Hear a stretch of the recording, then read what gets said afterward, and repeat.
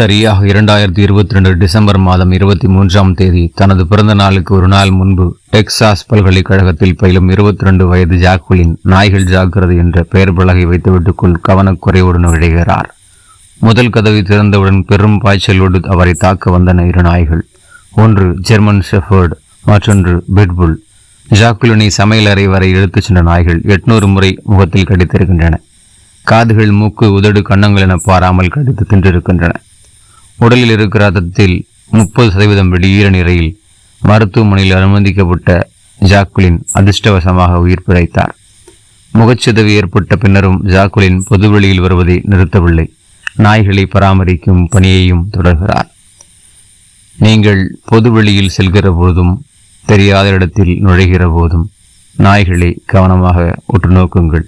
I feel like I didn't ask for this, so